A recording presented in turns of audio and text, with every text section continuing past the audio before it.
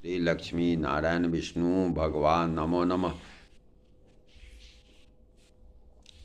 श्री शंकर जी बोले, हे कृष्ण, हे कृष्ण, हे जगन्नाथ, मैं यह जानता हूँ आप पुरुषोत्तम परमेश्वर परमात्मा और आदि अंत से रहित श्री हरि हैं। आप सर्वभूतमय हैं।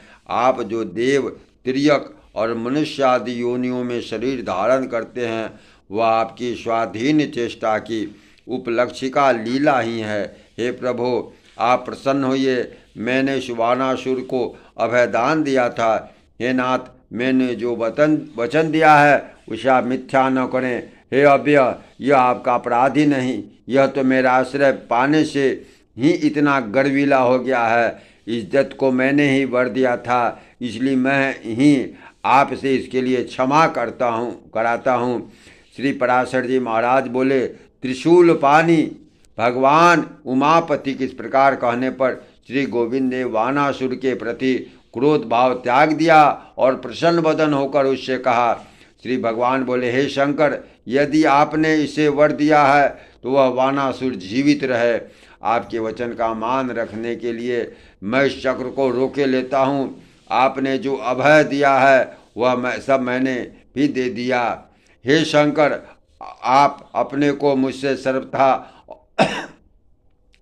अभिन्न देखें। आप यह भली प्रकार समझ लें कि मैं जो हूँ सो आप हैं, और यह संपूर्ण जगत, देव, असुर और मनुष्य आदि कोई भी मुझसे भिन्न नहीं है। हे हर, जिन लोगों का चित्त और विद्या से मोहित है, वे भिन्नदर्शी पुरुष ही हम दोनों में भेद दिखते हैं और बतलाते हैं। हे वृषभध्वज, मैं प्रसन्न हूँ, आप पधारिए, मैं भी अब जाऊँगा। श्री पराशर जी महाराज बोले। इस प्रकार कहकर भगवान श्री कृष्ण जहाँ प्रद्युम्न कुमार अनिरुद्ध थे वहाँ गए। उनके पहुँचते ही अनिरुद्ध के बंधरूप समस्त नागगण गरुड़ के वेग से उत्पन्न हुए वायु के प्रहार से नष्ट हो गए। तदंतर सपत्निक अनिरुद्ध को गरुड़ पर चढ़ाकर बलराम, प्रद्युम्न और श्री कृष्ण द्वारकापुरी लौट आए।